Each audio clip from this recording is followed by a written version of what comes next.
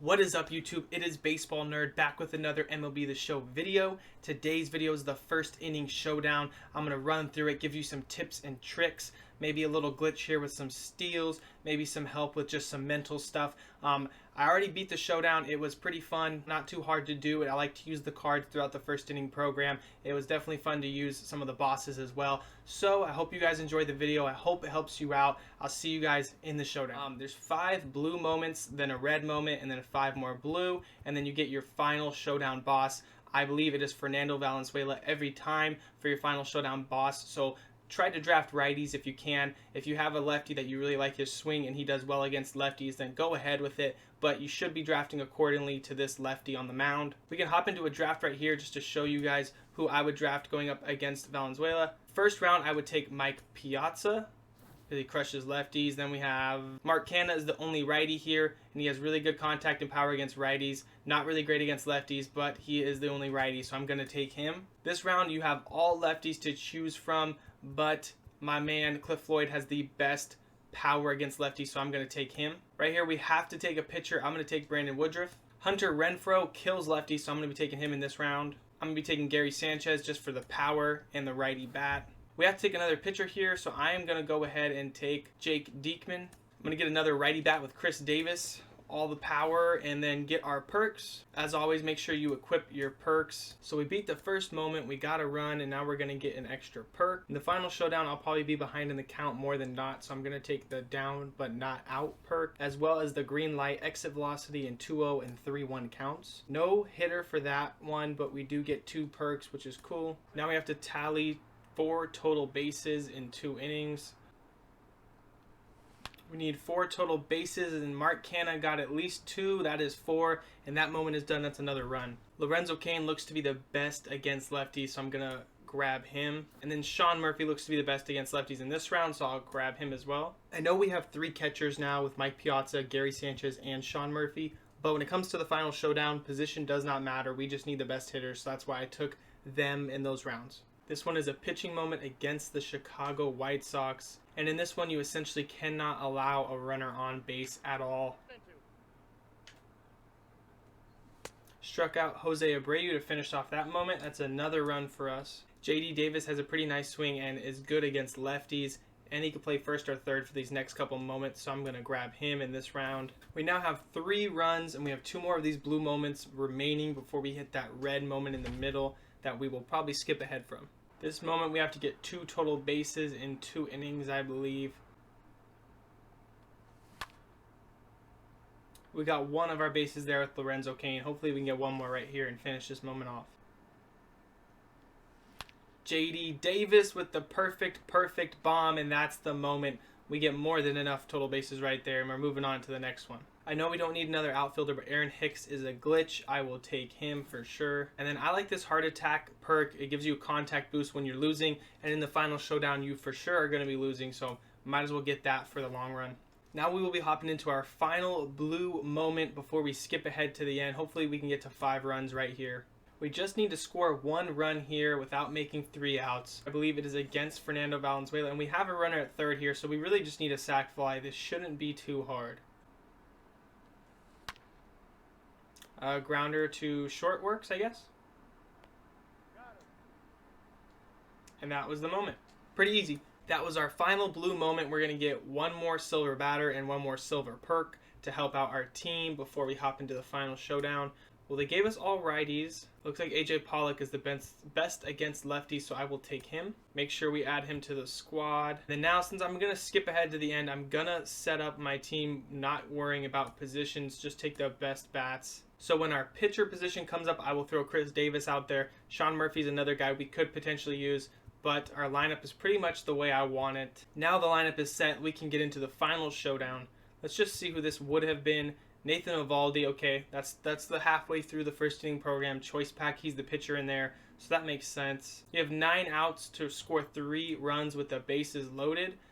We could potentially do this, but we're going to skip ahead. We have 20 outs to score 11 runs, and we can at least get 3 runs using the steal glitch, which I will explain once we're in the showdown. But that will help us out there. We could have done the Evaldi one. Bases loaded with 9 outs to score 3 runs. That's not too bad, but I could see, there might be some fluke stuff happen where you hit into a double play, get some perfect outs and stuff like that. So I'm just going to skip ahead. I think I can beat this one, so we'll see how it goes. I think the key here will be to be patient, especially until we get runners on in the beginning.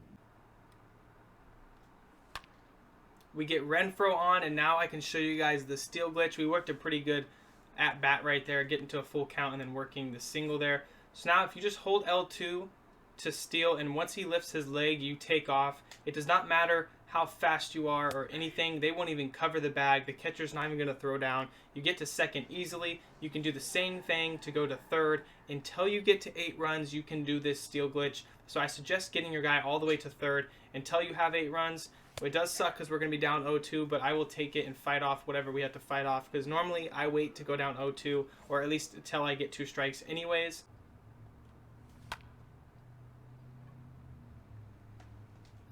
And now we will score on that sac fly, so that worked out perfect.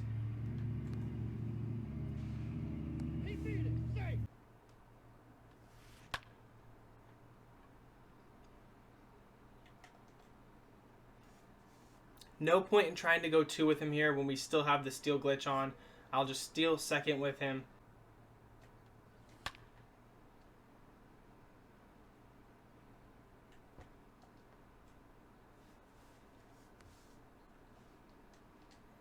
The reason to be patient in these showdowns is not only to get the pitcher's energy low so that he throws more pitches down the middle and it's easier to hit. Your PCI will get bigger. Everything's better when he has low energy. It's not only for that, is that you can kind of rush yourself trying to make sure you beat these showdowns, and you start swinging at pitches you probably shouldn't swing at. So in the beginning, until I get a strike, I'm looking for a fastball exactly wherever I start my PCI. If I start here, I'm looking for a fastball exactly there. If I don't get it, I watch it. Once I get a strike, I might look for just a fastball somewhere over the heart of the plate. And then once I get 0-2, you just got to look for whatever you can to foul anything off or keep fighting to try to get a hit.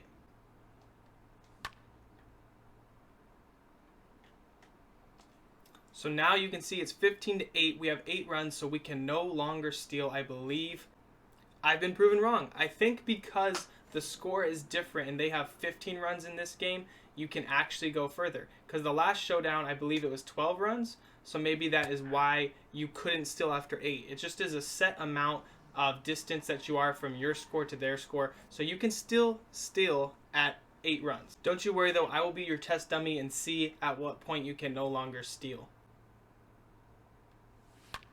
Chris Davis going double. That's a double.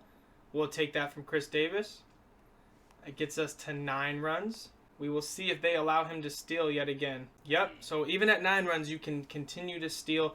I bet it's probably 10 or 11. Maybe 4 runs is the difference. I'm thinking the infield doesn't change when you're allowed to steal. They stay in their positions to where maybe they'll be holding you on when they are ready to throw you out. Mark Canha with the RBI.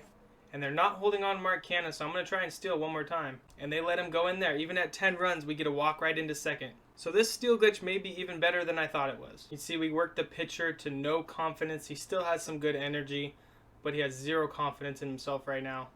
And we worked a walk. Going to steal second with Piazza to make sure we do not have a double play in order. Now we got both runners in scoring position with Aaron Hicks up. Aaron Hicks with the perfect. I'm sending them. That's at least a double, I believe. We're going to see if Mike Piazza can score here, and he's going to make it in.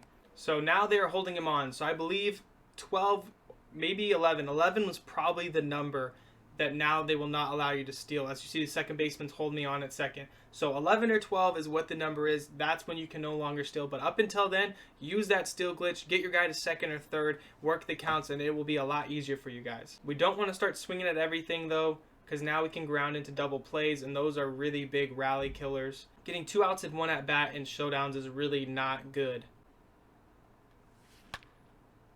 We get the base hit there. I'm keeping him at second. Don't want to ruin this rally at all. Hunter Renfroe, that's going to get down, so I'm going to send him.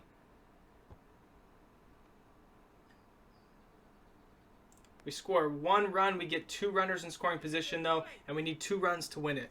So Hunter Renfroe over at second is our winning run. We just need to get him in. No one's holding them on, so I'm going to step off a little bit more. Since the tying runs at third, the winning runs at second, I'm going to check the outfield arms really quick. By pressing R3, just clicking down on your right analog stick, I see 65 arm strength in left, 97 in center, 85 in right. Belly and Betts have pretty good arms and really good fielding, so I might not want to run on them and ruin my chance, because the guys at second and third, as long as they stay there, they're going to be easy guys to score. I can score on sac flies or other cheesy hits, so I want to leave them there. I don't want to get thrown out trying to score on a tagging up play from third and get thrown out by Mookie or Bellinger. Like I said, this is to Mookie. It's shallow. I'm not going to even test it and get him thrown out. At third base, he's almost a guaranteed run as long as we don't really screw this up. Gary Sanchez sends it out. I'm going to make sure I tag up on this one. Bellinger's going to catch it. We can go on that one. He's so far in right center. We are now tied in the winning runs at third. Now we need a deep sac fly or any kind of ball to get down. They're going to bring the infield in, and this happened to me earlier in the game. If you don't pay attention and you have a runner at third and you hit a little dribbler back to the mound or one of these guys, they might send your guy from third. So I stay paying attention, and as soon as the ball's hit, if it's hit at any of these infielders, immediately go back, start clicking it so that you don't get screwed over. We do not need that, though, as we're going to walk this off with a home run here, score a couple extra runs, and that is how you beat this first inning showdown, using that steal glitch, working the first couple easy moments. Don't risk losing the showdown, and then come in here and be super patient at the plate and take what he gives you. I hope that video helped you guys out with this first inning showdown. If it did, please like, subscribe, turn on the notifications, and come back for more MLB The Show content. I appreciate it, and I'll see you on the next one. Peace.